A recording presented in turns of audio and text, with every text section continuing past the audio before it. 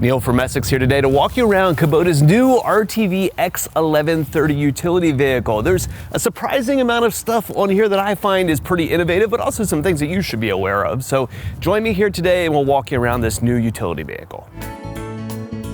Essex, a helping hand with your land.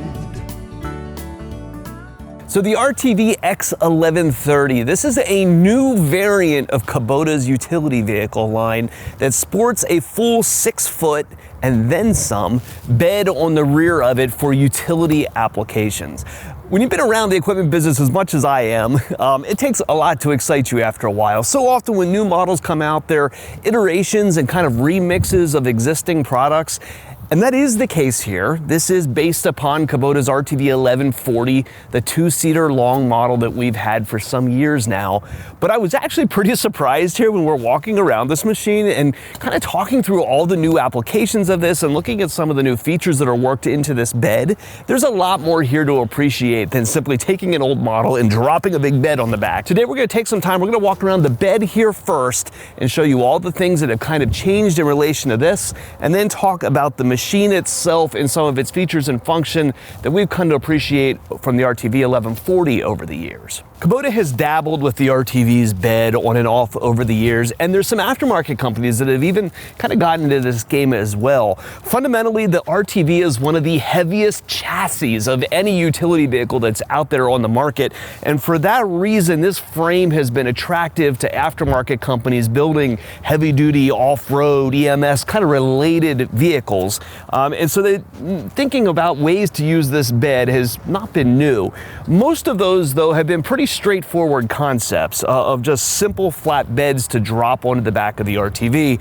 And this will do that, but it also does a bunch of other stuff as well. You'll notice the bed here is what's called Kubota's Pro Convert bed. This concept is available over on the RTV X2 now as well. It's not exclusive to this model, but this Pro Convert idea puts latches and pins here onto the sides of the bed that allows you to remove the bed and convert this into a truly flat bed. So if you have an application that calls for loading skids in and out of the back of a utility vehicle, this is a great machine for that.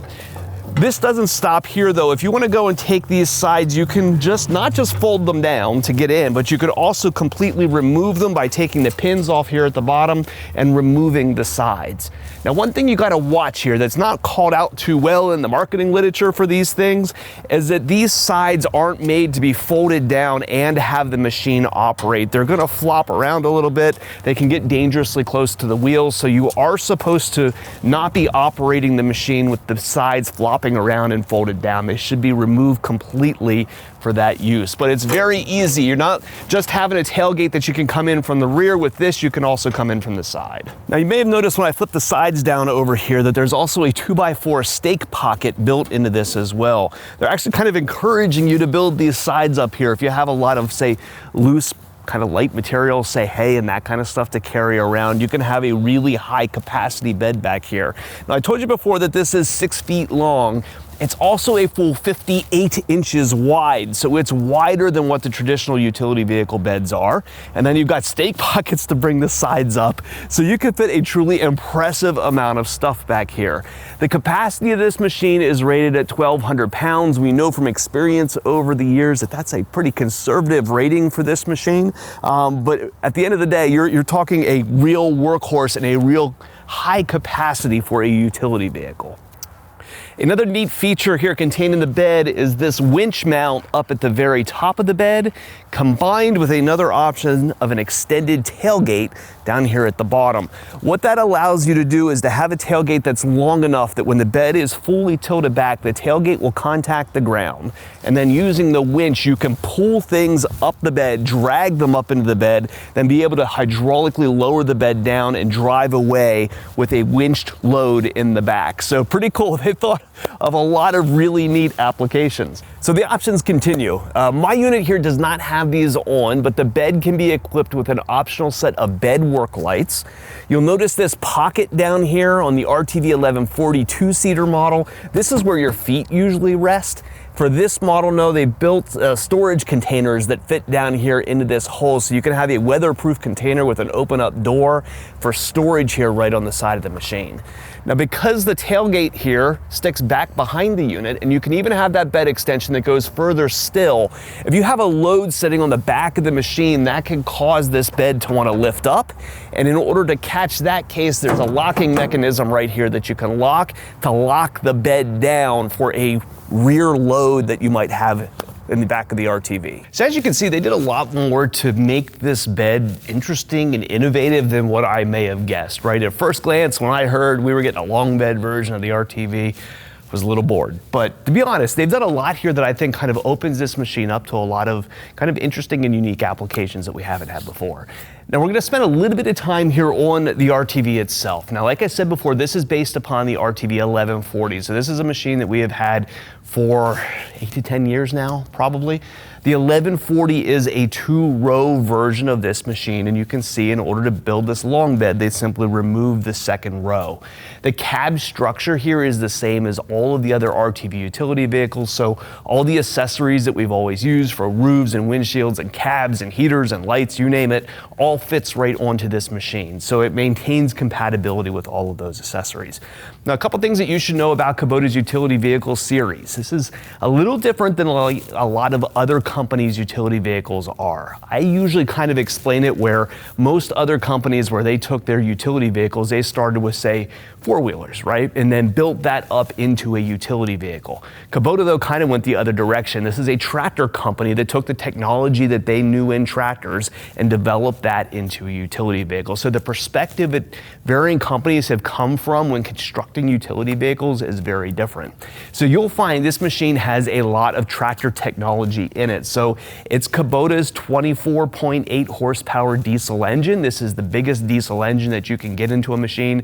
Before you start to get into, say, DEF and particulate filters and that kind of stuff, there aren't additional external emissions requirements on this class of diesel engine. It produces 51 foot-pound of torque. So that's something we're not always used to. If you've run around in like high performance, gas powered, high revving machines before, you'll know that they run out of torque pretty quickly when you ask them to start to work. That's very different in a diesel powered machine like this. You have ample torque to be able to haul around heavy loads and pull around heavy things. That engine is bolted onto a hydrostatic transmission. So this is a tractor's transmission with no belts, no CVT inside of it, no clutches. It's hydrostatic just like a tractor is. Up on the dash, you'll have a high and low and then a pedal on the floor. As you press that pedal down, the machine will come up to speed. And when you take your foot off the pedal, the machine is going to stop. This sometimes is a little surprising to people who are used to coasting when they take their foot off the gas. This machine does not do that. It stops when you remove your foot from the pedal. There's a really heavy chassis underneath of this machine with an independent suspension the whole way around it. This one's gonna come through with a little bit heavier springs on that suspension, so I suspect it probably doesn't ride quite as well off-road as what the more passenger-oriented models might. But it's sharing all of that same technology, right? Kubota's tractor philosophy that we've had in the RTV utility vehicles for years now comes over into the 1130. So if you've not run a Kubota utility vehicle before, this is the second generation platform that they've used to build their series of machines.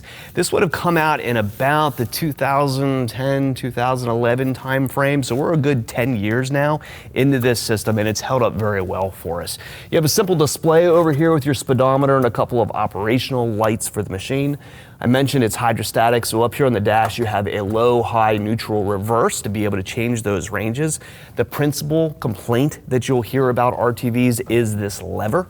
Because this is hydrostatic, if the machine is sitting on a grade somehow and is wanting to roll, you can end up with a little bit of pressure on this lever, and it sometimes can be a little bit hard to shift. In the later generations here, when you step down on the brake pedal, it releases the pressure from the transmission and makes this easier to get into gear. So it has improved a little bit, but you will hear some grumbling sometimes about the operation of that lever. The machine does have power steering on it. This is hydraulic power steering. It's not an electric assist assist like is often found in other machines. It's truly hydraulic. And continuing that theme of hydraulic is also the dump for the bed. This is not an electric screw to lift the bed up and down. Again, mostly tractor technology in this machine, so when you lift this up and down, it's using a hydraulic cylinder in order to dump that bed. That means when you take that 1,200-pound load in the back of there and go to lift it up, you're not listening to a slow little whiny screw as it tries to lift the thing up. When you pull on this, that hydraulic cylinder will very quickly dump your load out the back. You have a diff lock down here on the bottom if you'd like to lock up the rear. There is limited slip differentials in this machine from the get-go, but you can get a posi lock here using the diff lock. Your four-wheel drive is shifted right down here between the driver and the passenger. If you flip these seats up, there's storage compartments for a couple little things down here underneath the seat.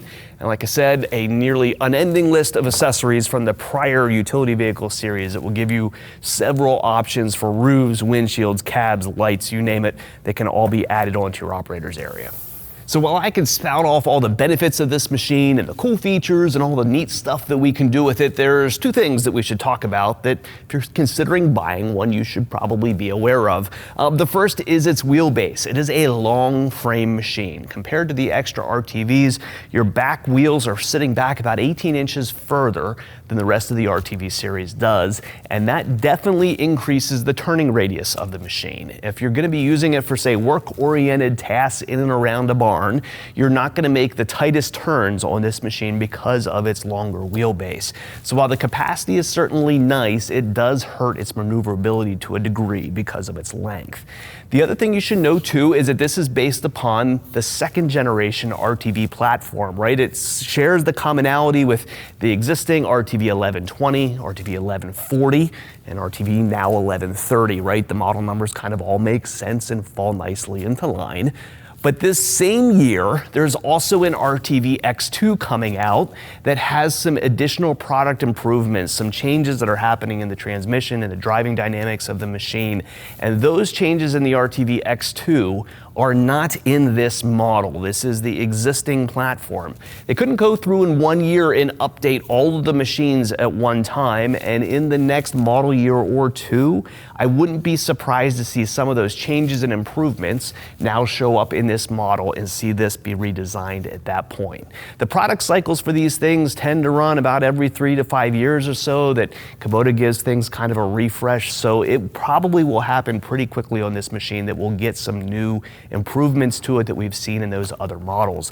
But this is available here to you today, and we can see probably what the future looks like if you check out the videos that I'm also going to be posting on the new RTV X2 series here very shortly, right? So you should have a good idea if you pick one of these up today, you might be missing in a model that might come out 2 to 3 years from now. So shopping for a piece of equipment and we can help, or if you got parts and service needs for a machine you've already got, give us a call at Messick's.